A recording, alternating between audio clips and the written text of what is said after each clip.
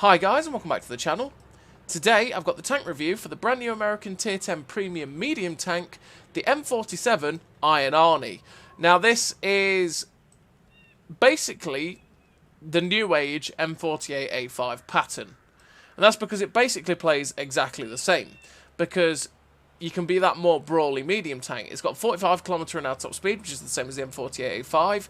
Your upper plate is like 230, 240 effective, and the lower plate's a bit worse. But the spaced armor and if you angle it and stuff, can make you bounce quite a lot of shots, just like the M48A5 pattern.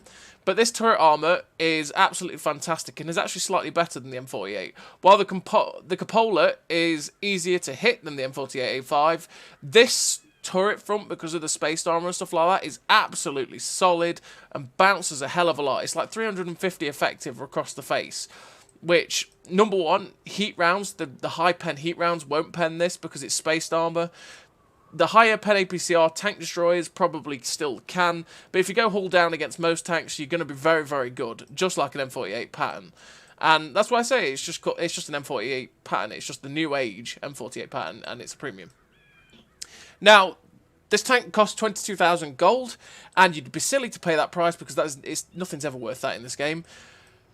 But with the Tankmas Ops, you can get a massive discount on this tank. You can get up to a 6% discount if everyone hits their goals, and that will knock the price of this tank down to 9,000 gold, which is a snip, because this tank, in my opinion, is very, very good. I've really enjoyed playing through it. I think it's absolutely solid. In a nutshell, if you want to know how it plays and how it handles, it's pretty much the same as an M48A5 pattern in the way it handles and the way it feels to play it and the way you play it. It's just this turret armor is a wee bit more durable because of the ability to withstand those premium rounds from Tier 10 tanks. And yeah, I've really enjoyed it. I think it's an absolutely solid tank, and for 9,000 gold, absolutely fantastic. 22,000 gold. Good things come to those who wait. Don't rush out and buy this tank for 22,000 gold because it looks good. Wait for those discounts. Buy it for 9,000 gold if you go into, and yeah, you won't regret it. Only fools will buy it for 22,000 gold, like me. And, you know, but it's all for the content, And so you guys can see what this tank is like. Like I said, I really enjoy it, and it looks pretty damn cool. It's modelled on Arnie's real-life M47 pattern that he's got, that I think he drove even, and it looks pretty freaking swicking. There you go. It looks pretty cool. But yeah, on the whole, this tank is a really solid tank, and I've really enjoyed my playthrough of it. And for 9,000 gold, if you get the discounts on it, it'll be pretty good. It is a licensed tank as well, so this might be one of the only times it comes up, unless they keep the license going for next Christmas as well. Who knows? You know what it's like with licensed tanks, like the Valkyria Chronicles, where it took like 5 years for them to come back.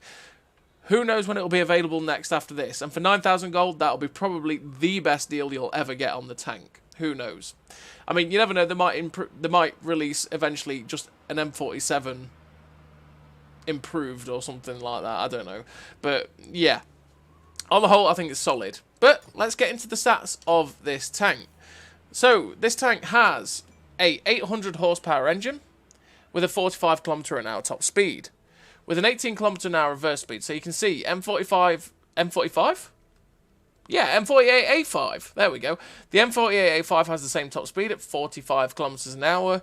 You can help this get up to 49 km/h with the traction system, which is what I run, to give it that bit of better mobility, to help it get to those more aggressive spots where it likes to be, to use this turret.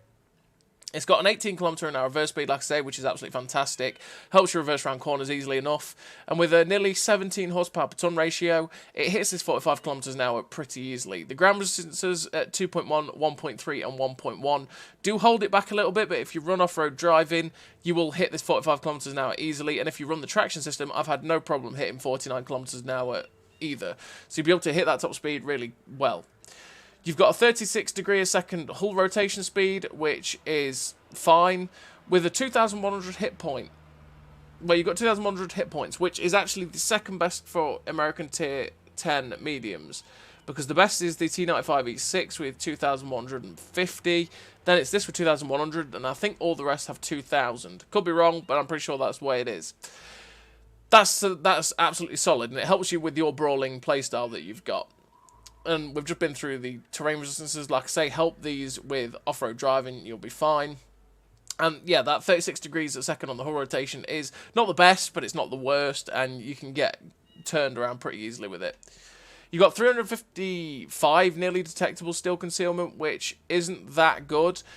And yeah, I wouldn't recommend making it better because you are that more brawly medium tank. You want to be on the front lines. So specking it for camo might not help too much. Like I say, I tend to spec this tank out for mobility, so it can get up to that 49 kilometers an hour top speed, maybe even quicker.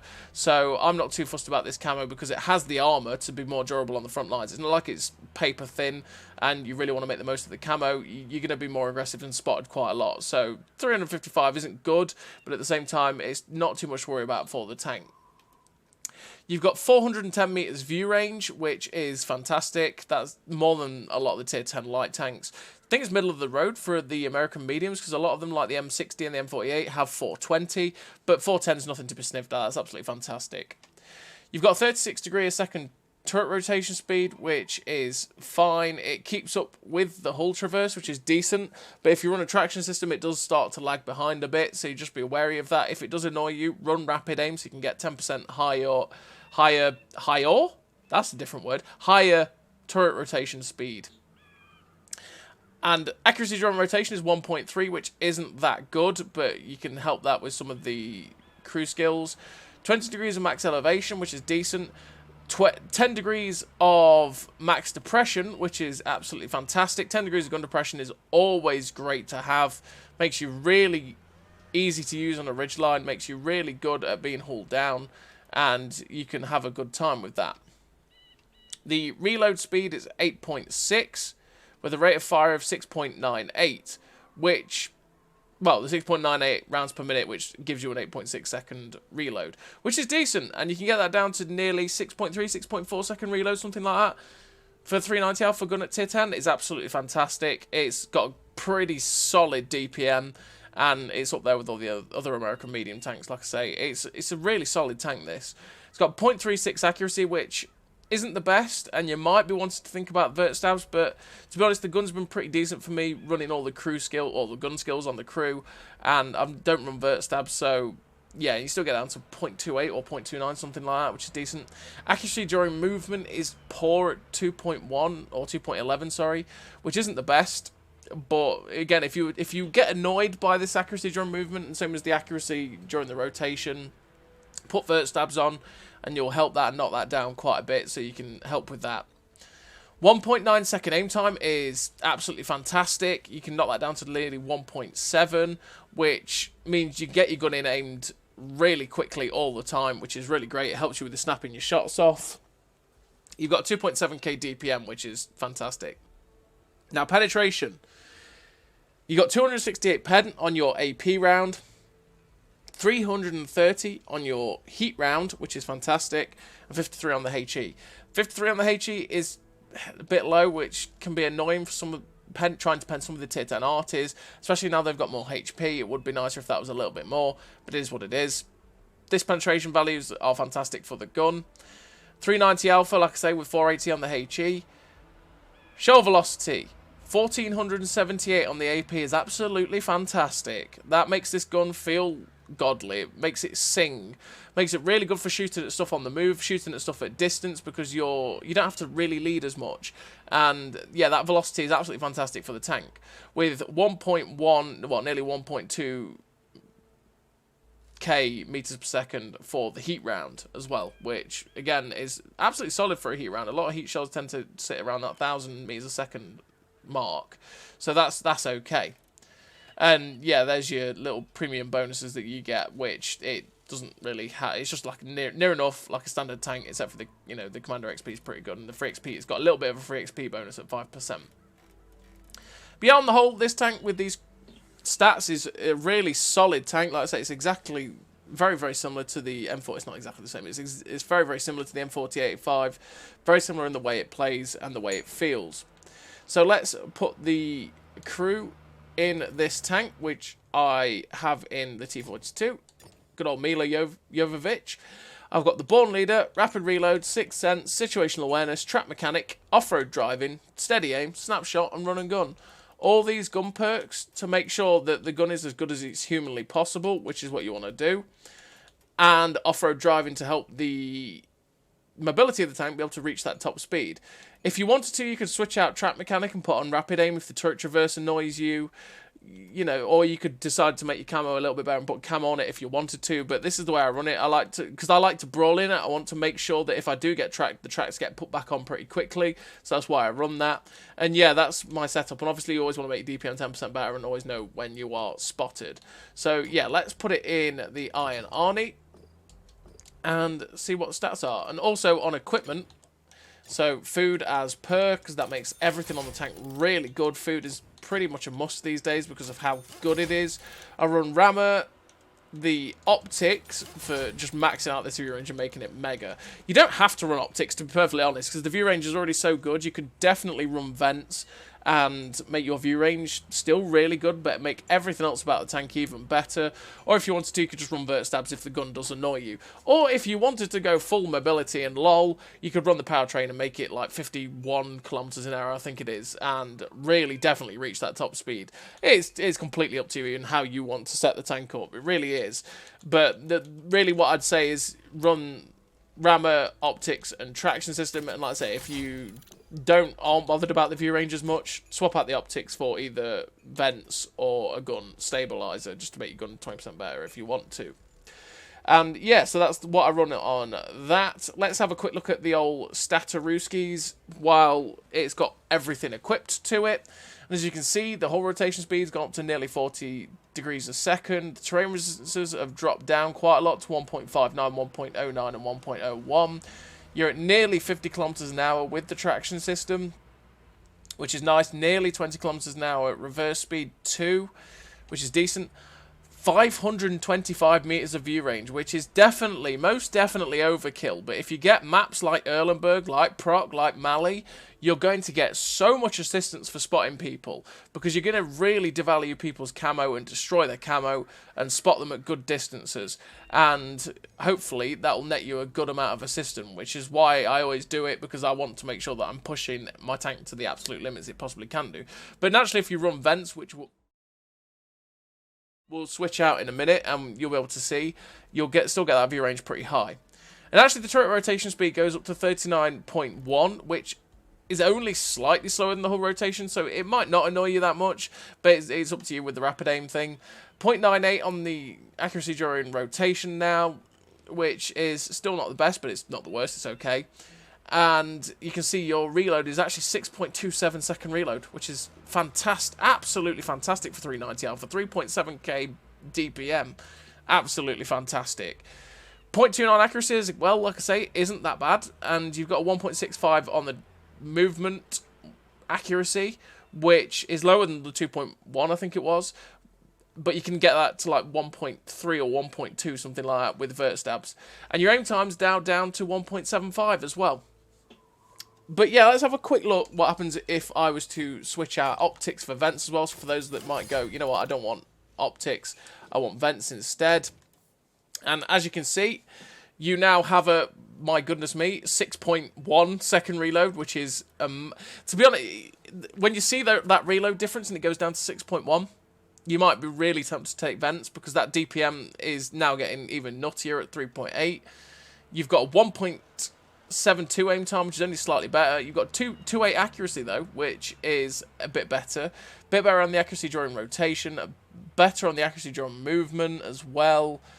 And yeah, it just makes everything about this tank just that little bit better. And you've still got 488 meters view range, which is plenty enough, to be perfectly honest. I just like absolutely maxing the living crap out of it. It's completely up to you, but as you can see what happens to it with vents, and it does make that reload filthy and great, right? So yeah, completely up to you what you want to run on this tank. And in terms of the armor, like I say, this armor is absolutely solid. As you can see on that gun mantlet, 330 without anything. That's just base. That's without angling or anything like that. That means that you can off of this turret, as you can see, bounce a lot of shells really strong Really, really strong. It's about 350 effective, 360 effective on this turret front, which is absolutely solid. But the cupola is the weak spot, really, and it's about 130 effective. So be very careful, because every man and his dog can pen that cupola. But if you go hull down, you can hide the cupola through the space armor stuff like that and make it really solid. Now, the upper plate is pretty much the same as an M47 pattern with 101mm of armor on the upper plate, but it does have 65mm of spaced armor slapped on top of it. So it's very, very similar to a Super Pershing in the way that that upper plate, lower plate is going to work, in that a fair few tanks, especially if the tier 10s firing premium, they'll be able to go through this upper plate and lower plate pretty easy, just like the M48 pattern. But if they're firing standard and tier 9s and tier 8s, they might still bounce shots. They have to aim the shots well to be able to pen this armor. It's a troll armor profile to pen. Its key strength is going hull down, like a lot of tanks. So you want to put it in a hull down position. And yeah, I think a lot of people will enjoy this tank. If you like the M48 pattern, you will like this tank. That is the best way of describing it. So as always, everybody, I'm going to send you over to the replays where you can watch how this tank performs. See whether you think I'm telling... Well, see whether you think I'm telling porky pies, or I'm telling the truth about how good I think this tank is. And you can make your own mind up on it. And if you see the tank and go, you know what, it's a little bit too slow for me, I don't want this tank. Or, you know, you might be looking at it going, wow, this tank does fire quick, it does move pretty decently, its armor looks good, I want it. It's up to you. You can have a look how it handles, and yeah, I'll see you in the replays.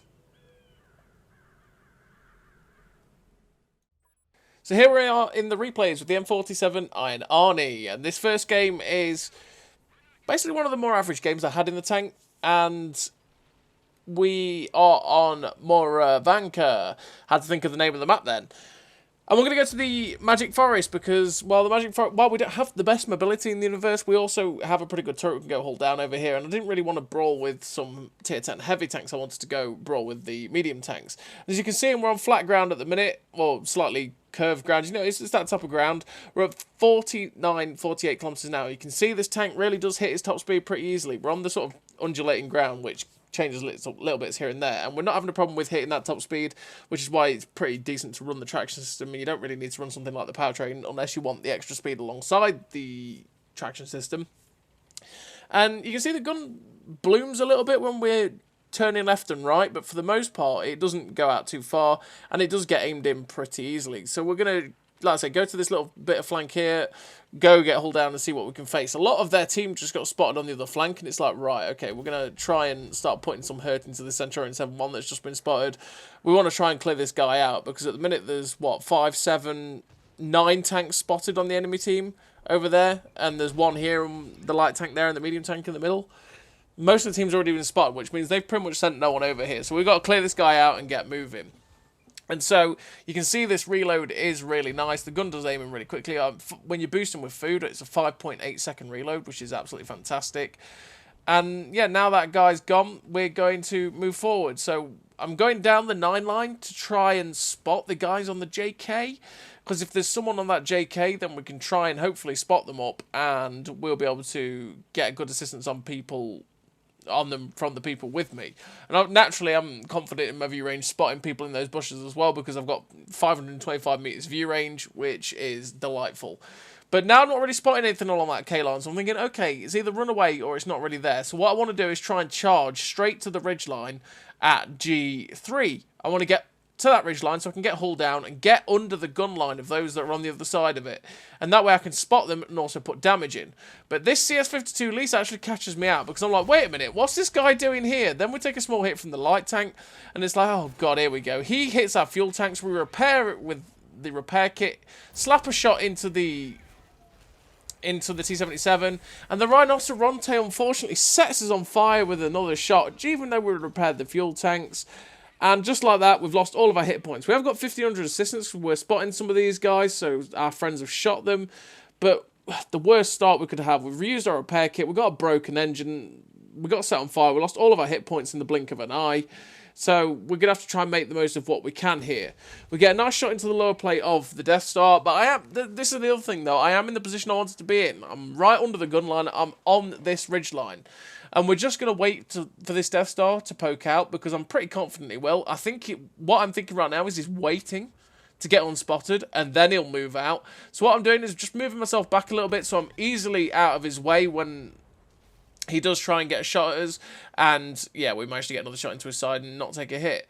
Then we see this Kampfpanzer in a position we can get a shot at him. Unfortunately, we just miss him there, and you do, because the gun isn't like a .33 accuracy gun or something like that, like the M60, some of those slight shots that you've got, you know, the tight shots that you've just seen there, don't always go where you want them to. But we do manage to finish off the Kampfpanzer with a shot into the side of his turret anyway.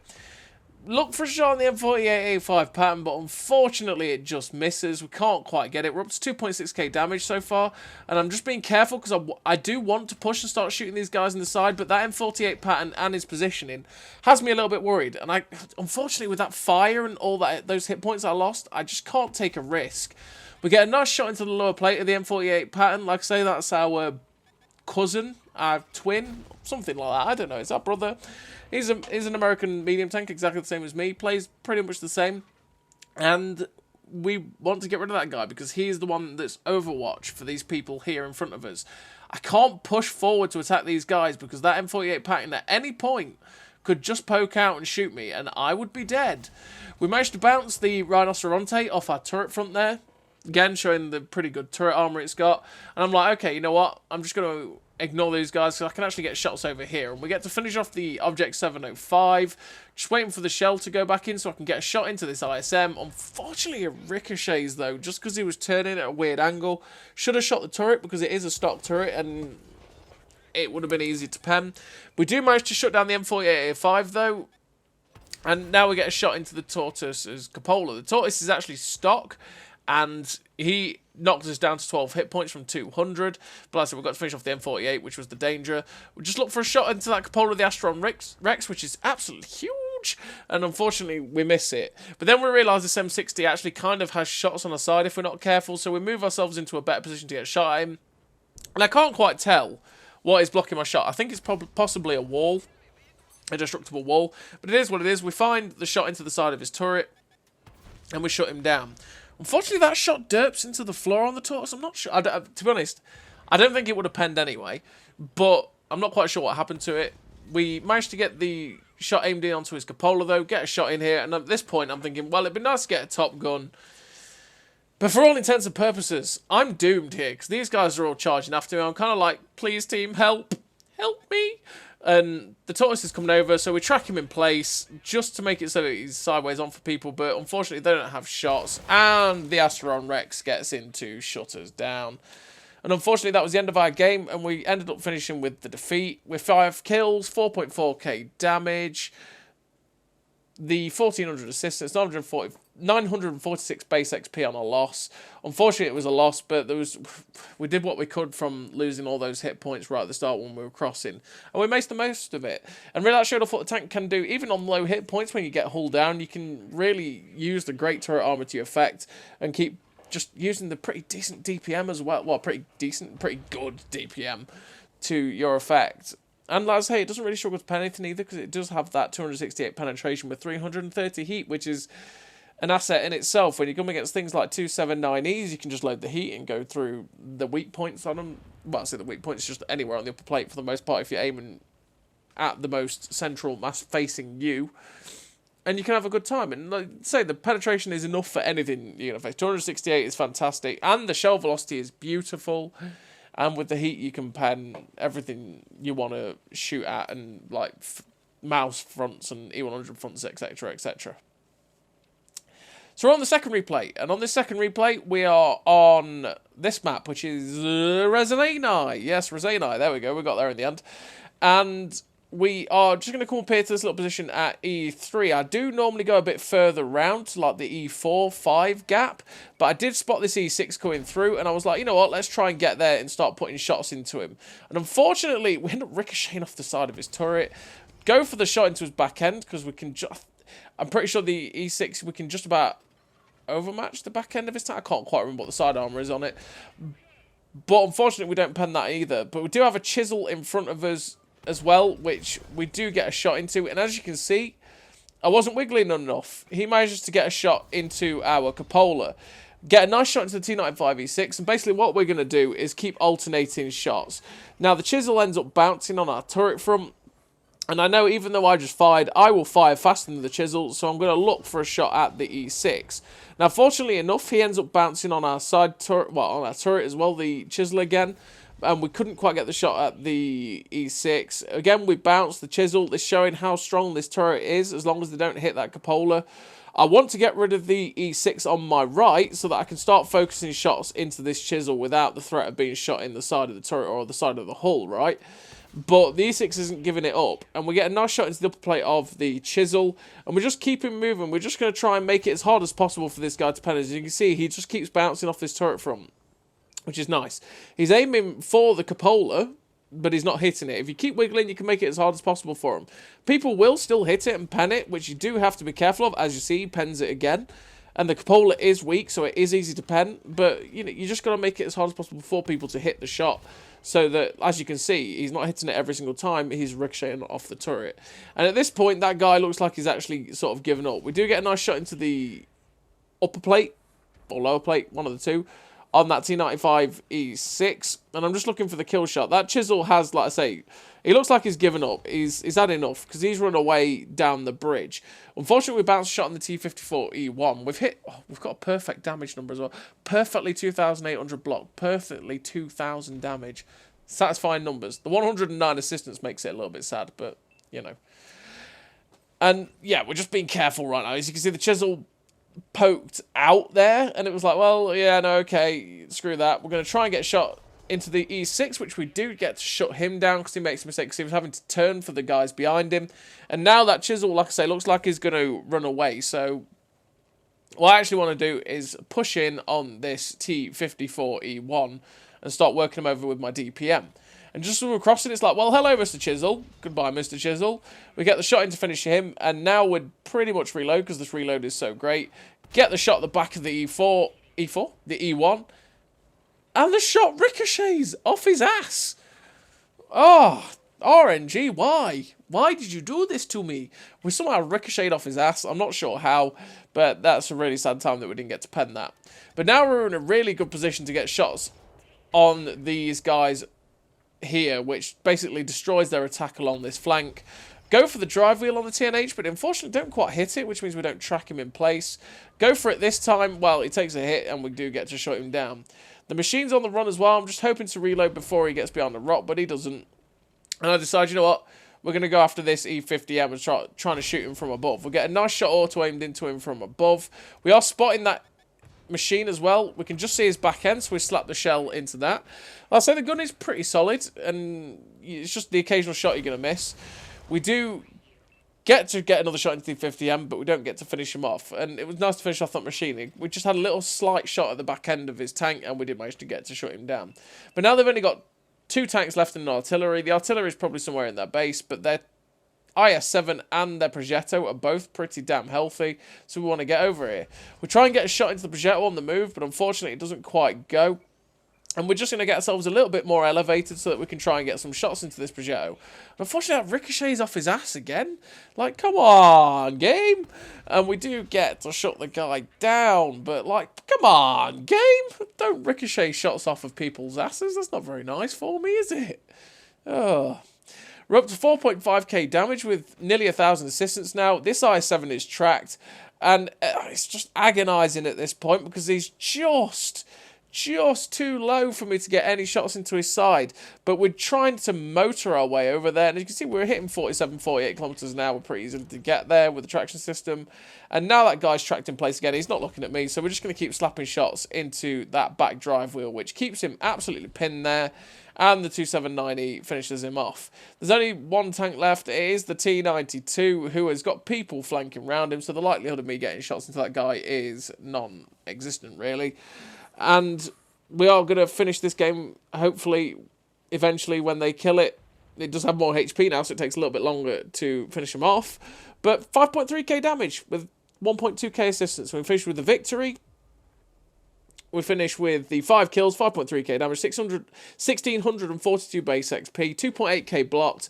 The first class, yeah, a decent game for the M47 Iron Arnie. It showed the strength of the turret and the bit of the weakness in the turret as well, to be fair to it, where it's really strong when people are hitting that turret front, but they can still catch that cupola, and you really have to do your best to keep moving to wiggle that cupola to make it harder for people to hit. So we're on to the third game. There is 4 helpings of gameplay, so this is the third and penultimate game. And we're on Redshire, and on Redshire Encounter no less.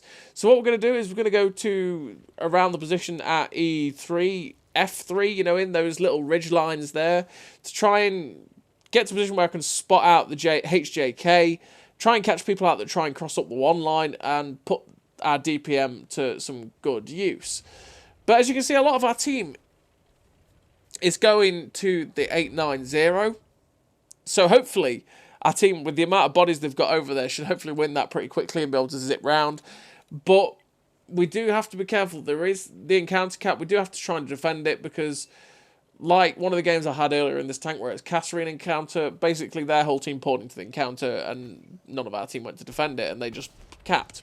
So we want to be in a position where we can try and defend it. Unfortunately, we missed a shot on the machine. It was a very, very chancy shot to take. And we're just trying to see if we can spot anyone else other than this machine while we're hull down here. But this isn't the best position to get shots because it's quite easy for concealed TDs and stuff like that to get shots at us here. I'm not too confident with staying here, so what I want to do is move down to that ridge line in front of me over there. I do have to be careful though, because if they have a decent amount of tanks over here and they do decide to just all YOLO over into this area, it's going to be curtains for me. But the STB1 joins me over here, so I'm a little bit happier because I at least do have a friend, and if, you know, people decide to charge over, we can try and take them out together and survive it, really. So from this position here that we've got to, it's quite easy to spot people that are crossing onto that 1 line. And as you see, we spotted the Atomic, spotted the CDC Black, and we spotted the 7772. Now, this 7772 is actually giving us a shot into his side and his tracks. We get a nice shot into his side and end up damaging his ammo rack, which is decent. We're just aiming for that drive wheel because I want to track him in place, which has just happened. We've pinned him in place, and now we can try and start working him over with our DPM. We've tracked him again, which is curtains for this man, really. He's not getting out of that, and we get to shut him down. So now I'm going to try and poke and spot the Atomic or the CDC, because again, we're detected look, so we know they're looking at us. But I know because of how good this turret is, I can just sort of sit here and wait for them to fire, and we do manage to get shot into the Atomic as he's fired, because as soon as he fired, he devalued his camo, and that meant we could actually spot him. We do spot the CDC as well, who's just behind that rock and is trying to poke out. We bounce a shot on the Atomic's turret, which we're not going to go through unless we hit the cupola. So we're going to try. Well, we do hit the cupola there. That was pretty nice accuracy from the gun. But yeah, this is where this turret is really, really solid, right? They have to hit the cupola to pen it, but it's a very difficult shot for them in that position they're in. So I was quite content to just keep sitting there, keep him facing them, and just sort of tempting them to fire. And when they did finally fire, they bounced, and I lit them up, and therefore my friend can shoot them, and so can I. And again, we detected, so I know that one of them is poking out, looking at me. And there we go, the Atomic fired at us again. He didn't resist the urge to hit us, and we managed to spot him and shoot him. Again, we're still being detected. I'm like, okay, is that the Centax or is that the machine that's looking at us? And there we go, there's the AMX CDC. We just aim a little bit too long, and unfortunately, we missed the chance to hit that guy. We're trying to get the shot into him, and it misses. I'm now noticing that this machine and the TVP are both in this dip, and it's like, ugh. This is not the best of situations, because I'm feeling like at any point these guys will just YOLO over. And in fact, the TVP does. You can see him auto-aiming, trying to auto-aim. I think he was auto-aiming on the STB, and he ended up managing to auto-aim on me a little bit. And unfortunately for the STB, he does clip him out, but we do shut him down. I'm not sure why that TVP did that, because while he did shut down a tier 10 tank, oh, and goodbye, Mr. Tiger Shark. While he did shut down a tier 10 tank, he wasted his entire tank to do it. Poor trade. We managed to get a nice shot into the CDC there. We're up to 4 kills and 4.3k damage. And it's like, well, Mr. CDC, you're a bit of a pain in the position you are, but you're going to have to stay there for now, because the machine was looking like he was going to come over. Now, we do have the hit points. We can take the whole clip from the machine. So I don't want to take an unnecessary shot from the CDC either, because he has a really good reload, and we managed to thankfully shut down the CDC as he pokes to get shot us. we have a really good deep reload, which means that even though he has a really good reload himself, we can probably get most of the health of the machine before he even manages to get his clip back in if he fires. So if he does get to dump his whole clip into us, we'll do all right. And he actually takes a big shot from the medium tank behind us as well, which puts him on 1300 damage. And we're just playing it careful. We don't want to waste too many hit points at this stage because it's still pretty even. He takes a massive clap from behind, though. And we come over thinking, well, we're going to kill him in one shot. And unfortunately, we don't, which means he gets one shot into us. But now there's this Syntax here. We end up damaging his ammo rack. And it's like, well, hello, Mr. Syntax.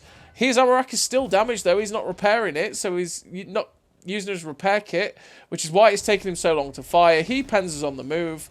But because we've got such a better reload, especially with the fact that his ammo rack is damaged, we get to shut him down. And we're finished with, you know, we finished that little duel with 6 kills and 6.3k damage and 1300 assistance. But unfortunately, the enemy team has also managed to win the other flank. Not quite sure how, but they have. And so we're going to pop over and try and get a shot at the tortoise who we just randomly spotted there. And something fires at us from the back of their spawn. I'm like, okay, I think that was possibly the M48 120mm. I move into a position where I was going to try and get up to the rock and start shooting the tortoise. But that shot that we just took there dissuades me from doing it. We're about to cap. We're 25 seconds from capping. So I'm like, okay, let's go try and spot this medium and heavy that we're over here. We end up spotting the IS-7, who ends up snapping a shot on the move and hitting our turret and not penning us. Then the M48 120mm gets spotted, so I'm like, okay, I'm taking the gun out of the game. We get rid of him, get up to 7 kills. The I-7 shoots us on the move and pens us this time. We get a shot into his tracks, which pens him, but he repairs. So my only evasive action is to try and get round him, but unfortunately he manages to keep his gun on us. But we do cap out, so we win the game anyway. And we finish the game with a really great total. We finished with the victory, 7 kills, 6.8k damage, 1700 assistance, 2.5k blocked, Devastator, Top Gun, First Class, and the 1760 base XP. A really nice game for the M47 Arnie, and a great game for that IS-7 on the enemy team as well, 9.3k damage. He was pretty much the whole reason that we lost that other flank. And yeah, we're on to the third and final replay. The best replay I have, well, the best game I have had in this tank altogether. And we're on Erlenberg. And on Erlenberg, it's this standard variant. So I don't want to go to the castle, because on Erlenberg standard, we're not going to get to the castle before they get onto their ridges at E4, 3, 2 even, E2. They'll get to those ridges at E2, and they'll get into the castle at G2 way before we manage to get up to, say, K2 or H23. So they will spot you and absolutely clap you before you get anywhere near that castle. It just doesn't go well going that way at all for this spawn. So what I'm going to do is I'm going to go over here to the standard area to fight, really, at D9, get hull down, and try and shoot the people crossing along the A line. And we boost our view range with food so we can spot them. Here we go. We've got a shot at this STRVK, which will unfortunately bounce off his turret from. And we just try and hit the cupola of the STRVK as well from above. Unfortunately, we missed that one as well. Notice that the 60 TP seems to be poking out, so we get a nice shot into his drive wheel, which tracks him in place. But he's repaired it and he falls back. And as you can see, we are spotting people as they are crossing. I don't know how that doesn't pen. We got a shot into the drive wheel of the SDRVK there, which unfortunately doesn't pen him. We do get another shot at him, but it misses. But we did get a bit of assistance there for tracking him. And we know that the Sturm Tiger's there. Oh my goodness, did you see the rocket fly past? When those things fire at you, you go, oh my god, the shell's coming in. Unfortunately enough for us, that shell flew over we managed to Neo that shell, and it flew over us. A slither of the shot on the Sturm Tiger, we managed to get into his side there. The 60 TP is looking at us, so we're just being a bit careful, or he's exposing a little bit. But we're not quite seeing the shots at these guys, so I'm like, okay, I'm seeing there's people crossing into our base. I'm thinking I might have to go back and defend that in a minute. Unfortunately, we missed the snapshot of the IS-3 because he gets spotted. And as you see, there's a heavy tank in our base now. There's a tank crossing at K56. We really do have to be careful because they could quite easily get into our cap and it won't be a good time. We're only up to 734 damage at the minute. We've only penned 2 shots and 1,500 assistance, a bit of tracking and a bit of spotting mixed in there.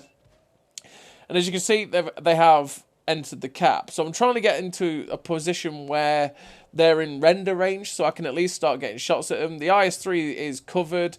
The 60 TP is just about poking out, so we get a nice shot into his side there, which ends up damaging his fuel tanks. We do get a spotted ribbon there, and I'm like, spotted ribbon? What did I just see there? And I think it was actually the medium tank that's at now H8. And we do get spotted ourselves.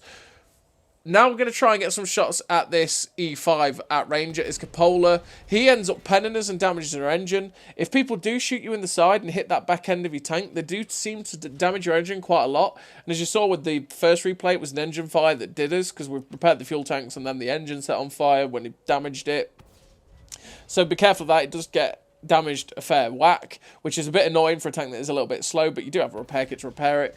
And we're just trying to find that E5's cupola. I shouldn't be sticking with AP at this point. I should have loaded heat to go through his cupola, because at this distance the drop off is going to hurt us a little bit trying to hit that cupola. So yeah, we basically want heat. The T10 pokes out a little bit there, which gives us a shot into his upper plate, which is quite nice.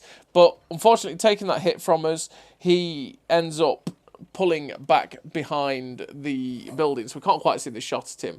But we do get the shot into the side of the E5's turret and shut that guy down. And his position that he was in was a right pain to deal with. So that's good that he's gone, because for most people and most tanks, that was going to be a struggle. We do get a nice snapshot into the back of that guy as he got spotted, and managed to get back before we took one ourselves. We end up spotting the M48A5 pattern as well, who ends up getting a nice shot into our drive wheel. And then I was like, how did he do that? But he must have just seen our drive wheel, must have just overexposed just that little bit too much. Now this chisel is the pain, because he's currently spotting my entire team, and he's also stopping my entire team from doing anything. The whole team is just sat in this one square. So we want to try and get rid of the chisel, stop him locking down our team. So I'm just looking for a shot into his cupola, but I'm in a dangerous place here. I shouldn't have done that.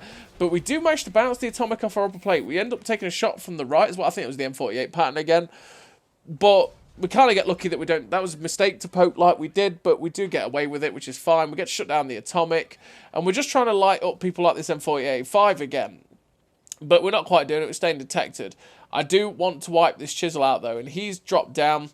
But that's a nice shot we've got at the Centurion, but we just don't quite have the good impression to get down and see his drive wheel or his hull.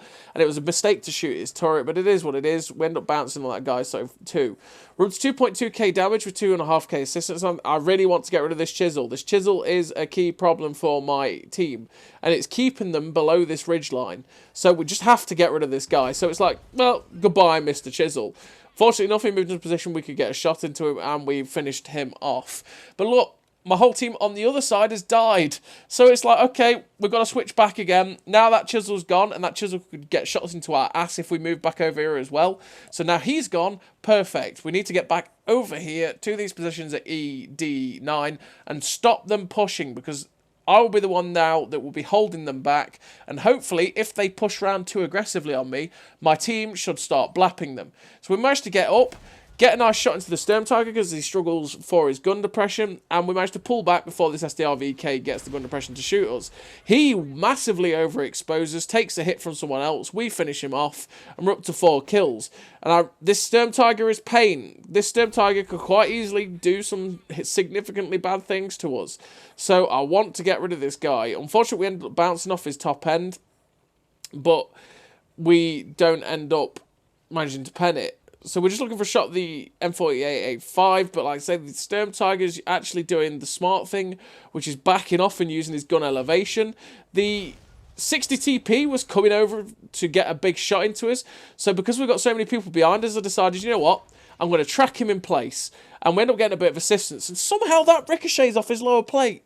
We must have hit his underside there. The gun must have derped and hit his underside, which ends up meaning that we didn't manage to get the shot in to kill him, because what I actually thought was going to happen with the amount of shots he was taking was someone was going to pen him in the lower plate and then he'd be a one shot and I'd get to finish him off. But it didn't quite work out like that, and then we ricocheted off his lower plate somehow.